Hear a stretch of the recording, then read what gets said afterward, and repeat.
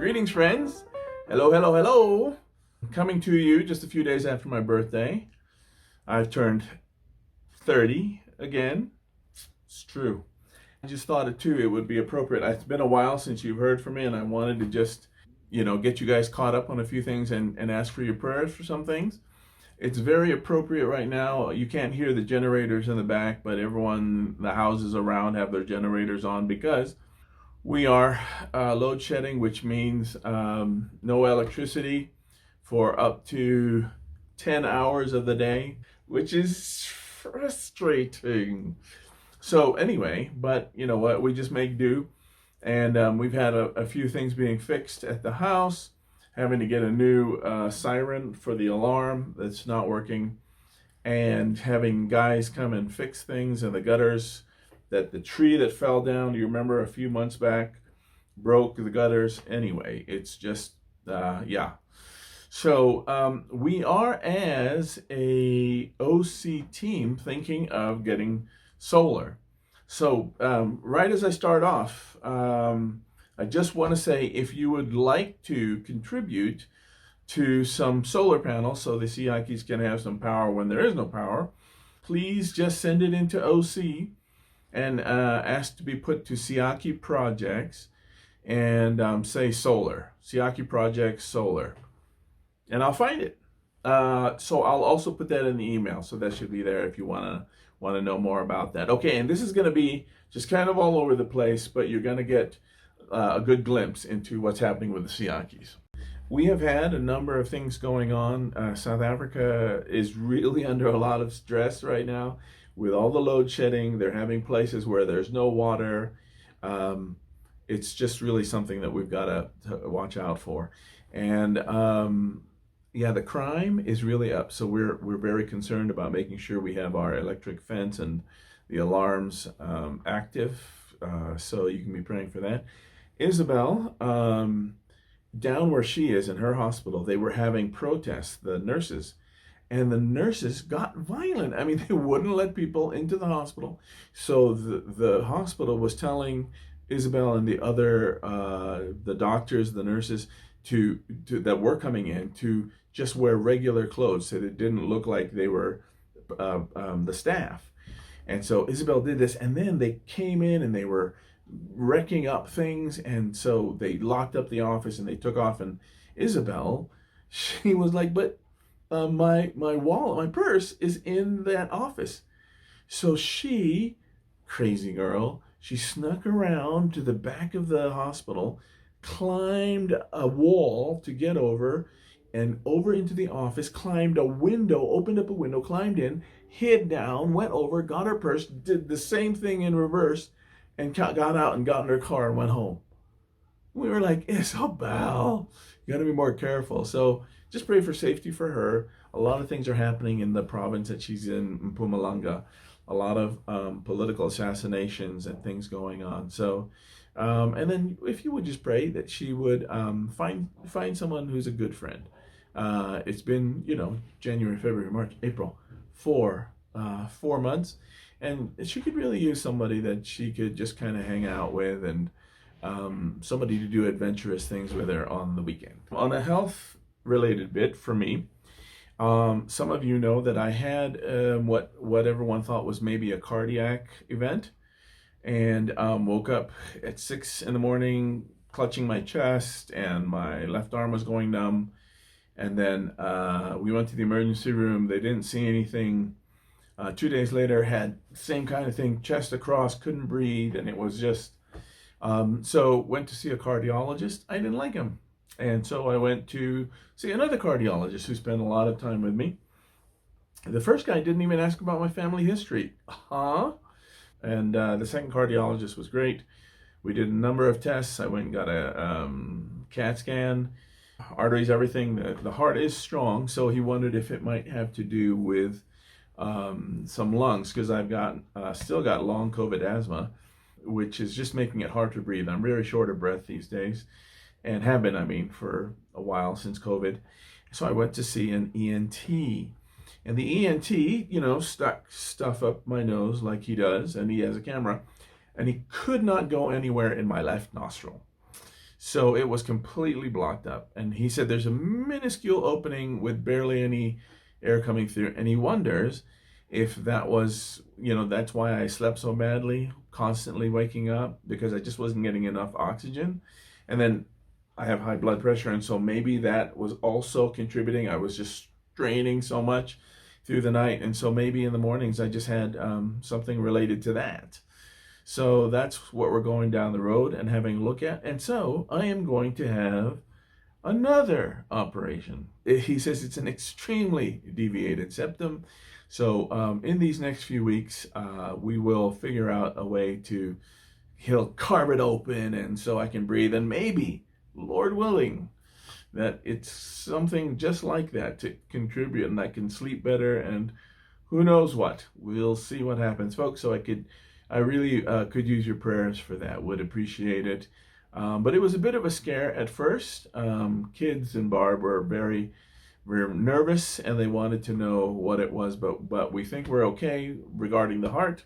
But it's just lungs maybe, congestion, and we'll figure that out. Next time you see me, you'll hear that and I'll show you my nostril, my left one. We had a conference just last month with Heartlines, a group that I work with. And it's on a new campaign that we have called Fathers Matter, where we're trying to get as many fathers to come to watch a set of movies and clips, and then have a presentation and some training on how to be better fathers. South Africa has one of the highest rates of absentee fathers and single parent led or led by a sibling home. So it's really bad in terms of the family system that's going on. And while we were at the conference, one of my colleagues there, he was on his way back from Durban, and their car broke down, and they had to just try and catch rides and make it back up to Joburg. And when I heard this, I sent them some money. I sent it to his phone. And so he was working on the car, and his wife went to go take the money out of an ATM. And as she did, a car came up, pulled up, grabbed her, threw her into the car. They took her out to a field. She was okay, but they took everything from her and left her in the field.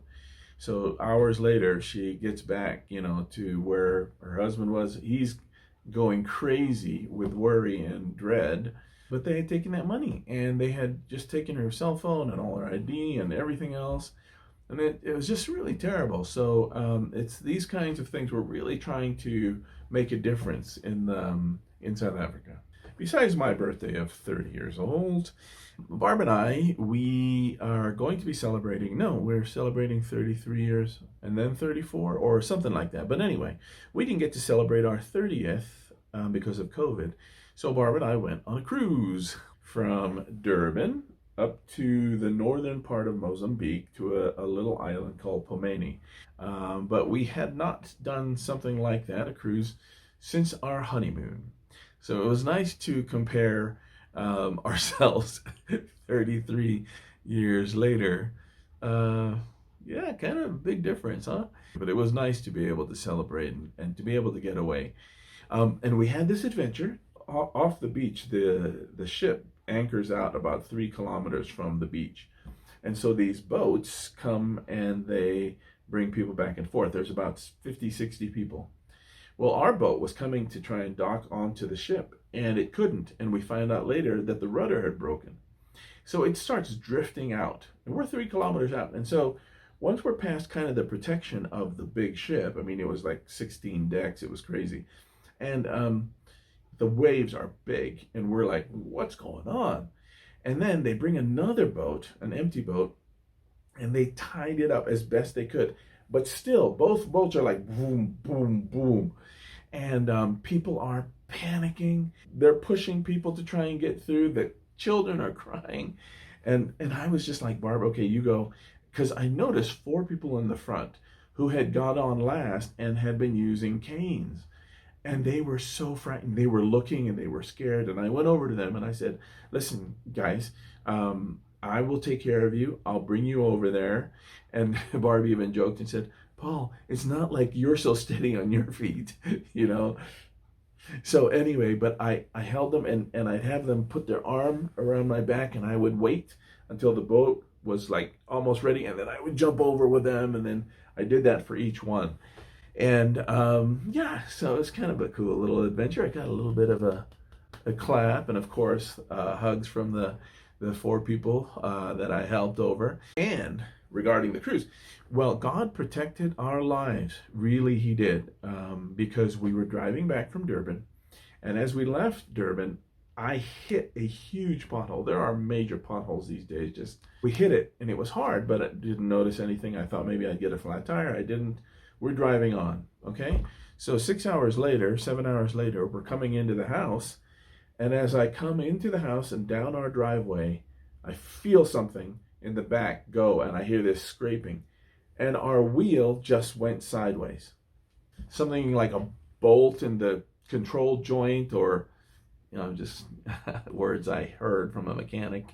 But anyway, the mechanic said it was just must have been cut like when we hit that pothole in Durban, and it just must have sheared off right when we got to our doorstep. I mean, praise God. If we were going 75, 80 miles an hour on the freeway and that tire just came loose from its mooring, I don't know what words are, about this, but, and who knows what could have happened to us. In fact, the mechanic looked at us in sheer disbelief and said, I can't believe you actually made it all the way back home.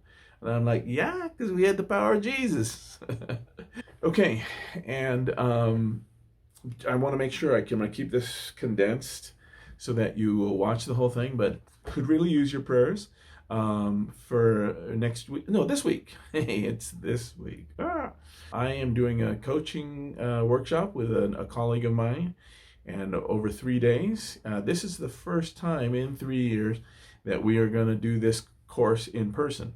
So this will be for coaching for leaders, and then especially coaching also for church planting, people who would be doing church planting or mentoring and disciple making. So that's a big one. And then a week after that, I am going up to the Limpopo. It's about 6 hours from here. And I'll be doing a 3-day conference then on leadership, transformational leadership, and leadership for such a time as this is the topic that they've chosen. And I gotta tell you, I put them off a little bit for as long as possible because they wanted, and in fact I am the only one speaking for 3 days. It's been a while since I have spoken on leadership, so it's I think it'll be great, and I'm looking at some good stuff, but again, it is going to be extremely tiring, so could use your prayers for that. And then probably maybe in June I might go up to Kenya because they're having a conference there on disciple making movements. Now this is something that my field director and I have been thinking about doing, like offering our own training on disciple making movements. And so I'm going to go up there and just see what they have and go through some of their training and see about bringing that down to South Africa. And then possibly after that, maybe July. July maybe. We might be going to Ghana and doing a conference there on church planting. So trying to get, different groups together, but especially one denomination, to try and have them do a lot of church planting in Ghana, and then also in that whole East Africa region.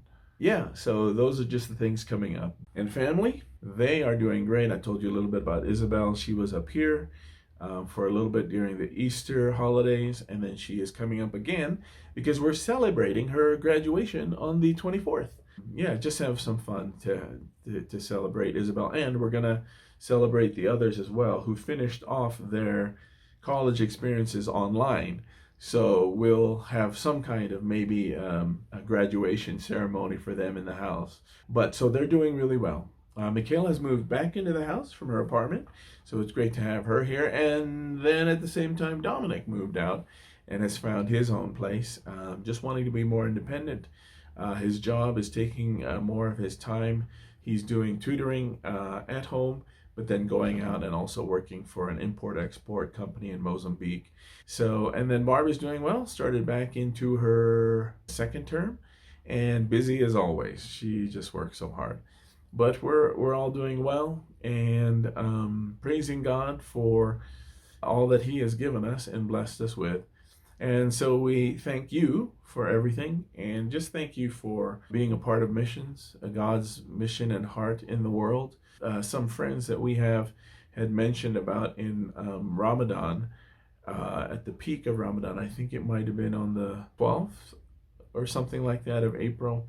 But that's historically like when Jesus appears to a lot of Muslim people in their sleep, in dreams. And so we really prayed for that time, and we just thank you for your prayers for us in all that we're doing. Also for your financial support. We couldn't be here without you guys. All right. So thank you again. Thanks for staying all the way till the end. Take care. God bless.